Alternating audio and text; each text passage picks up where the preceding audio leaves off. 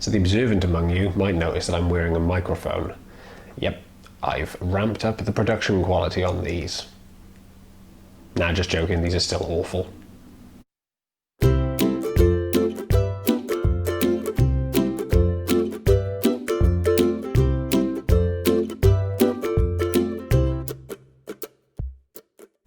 Hi everyone, welcome back to the 6 Million P Man's YouTube channel. I am the 6 Million P Man, obviously. Today what we're going to do is have a quick look inside of this. This is a box of Polaroids that I've taken over the last couple of years. I thought it might make something different. It's just going to open it up, pick a few out at random, and then I'm going to talk about them and show you them. If that's your kind of thing, then stick around and hopefully this might become a regular feature. So let's get started. Help if I can open the box. Possibly can't see it, but I'll show you there. This is 2 years worth of Polaroids. I gotta be honest, they stink of chemicals because they've been in that box, and Polaroids really smell after a while. Some of these are actually discoloring slightly as well, so might have a bit of difficulty with some of them. They might not look quite the way they did when I photographed them, but what I'm going to do is pick out a few at random yeah, we'll have a look at them. I'll pop them up on the screen, full screen, so you can see them as well, but we'll have a bit of a chat about them. How does that sound? So, first one we're going to go for. Let's grab one here. What have we got here? We have...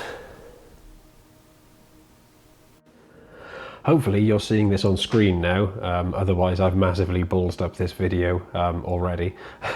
So as you can see, this is a photo of a person. That person is me. That person is me with hair, which I don't have anymore. Still got the beard, and in a different place because I don't live in that flat that I'm sat in either. I'm going to show you a comparison actually of what this photograph looks like now compared to what it looked like when it was taken, and you are going to see some noticeable fading, shall we say. The Polaroid's gone sepia, hasn't it? It didn't look like that originally at all.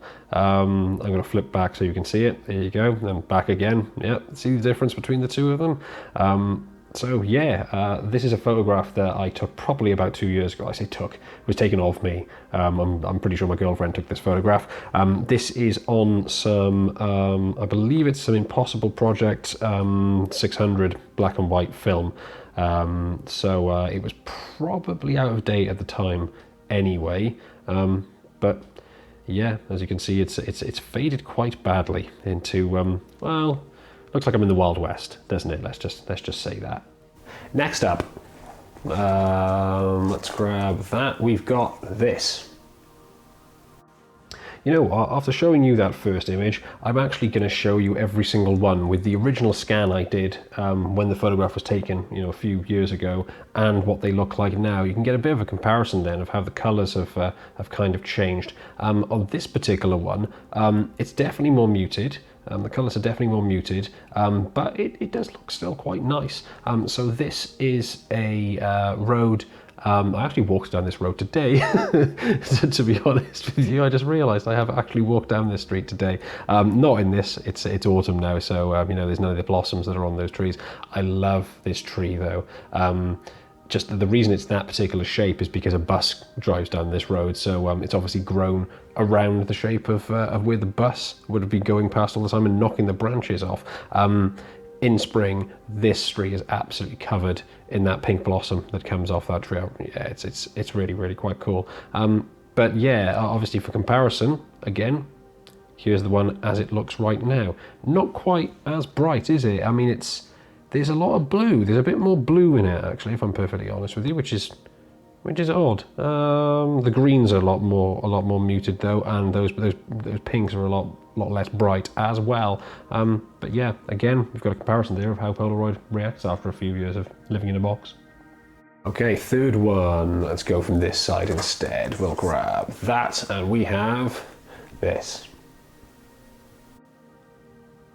So again, I'm going to show you a comparison of what this photograph looks like now compared to what it looked like when I first took it and then scanned it into my computer. So the file's been sitting for a while on the computer. Again, looks a little bit different. Doesn't look massively different this time around. Not quite as much as the other two did so far. This is still taken quite some time ago. This is probably 2 years ago. I cannot remember, to be honest with you, but this was taken at a photography meetup with the Cardiff Shooters. I haven't been to one of those in ages, so that kind of says how long ago this was, plus the fact that COVID and all that means that things aren't happening at the moment, are they? So there isn't any meetups really going on.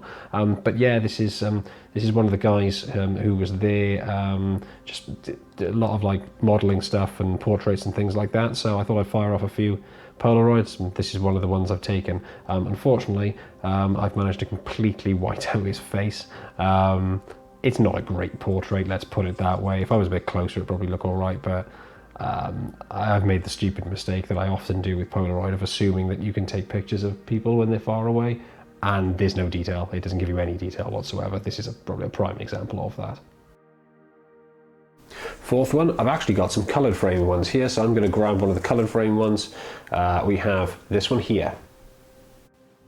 Yeah, again, we're going to show you a comparison of what it looked like when I took it and what it looks like now. Again, it's gone really, really sepia. It seems that some of this older Impossible Project black and white stuff does that.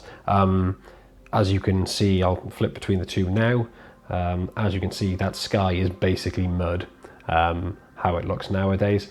I do quite like the sepia look, if I'm perfectly honest. I'm not really a fan of sepia in photography, unless it's naturally happened. For example, we're talking like 19th century portraits and whatever on like on glass plates where they just end up looking that way.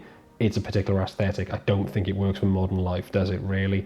But this, I mean, if you didn't think this was a Polaroid, you could think that this was like some landscape shot that was taken in the 19th century perhaps. Unfortunately, because it's gone so muddy and everything, you can't really see the differences in kind of anything within the landscape. It just looks like a hill and a big blob of a hill, really. There is actually some detail that you can see on the original black and white image. Not fantastically well, but you can see it. And then the fact it's got a bright green frame is just stupid, isn't it? I think I bought this stuff for a laugh, just to see what it was like. I don't know why I would go out and take actual photographs with stuff like this. It doesn't really work. Coloured frame and black and white just looks a bit stupid, in my opinion anyway. And last one for this episode, let's go from there, and we've got this one here. Okay, and here's the final image from today's episode of this. Again, just take a look at how the difference is here, how they've faded massively. As you can see though, on the original shot, that film had something wrong with it. I mean, that's weird colours. It's almost like kind of like sunburst. It's like completely, really, really too warm, isn't it? The white balance on that is insane, and I can tell you now, the background is mostly white. Those cupboards are white, the door is white, everything is white in there. I don't know why it's gone that colour. The only things that really seem to be the natural colours is that kind of stand mixer thing for baking in the background. That is that color red, but that's it. So yeah, this is my girlfriend, now fiance, Jo. By the time this video actually goes out, it might be she's my wife or something. I don't know, we're getting married next year, so depends when you watch this. Yeah, I'll show you what the image looks like now. So this is definitely about 2 years later, because we've lived in this flat for about 2 years. Yeah, as you can see, that is super faded.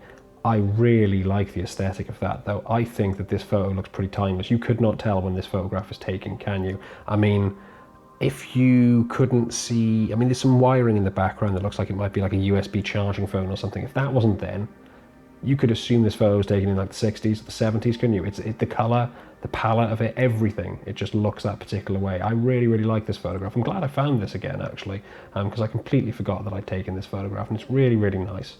I might take that one out of the box, actually, and put it somewhere, although this is faded like this just from being in a box, so might be that if I leave it out of the box, it goes really bad and I never see the image ever again, but there we go.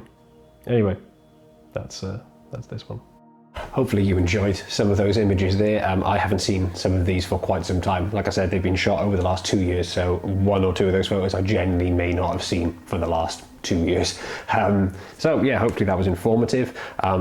If you want to watch more of this kind of stuff, then obviously leave a comment under the video, because I won't make something if you don't like it, obviously. Other than that, please like and subscribe to the channel. I've got all sorts of things coming up on here as usual. There will be videos and subscribe button things floating around my head at the moment, I would imagine. But other than that, until next time, thanks very much for watching as always, and bye-bye.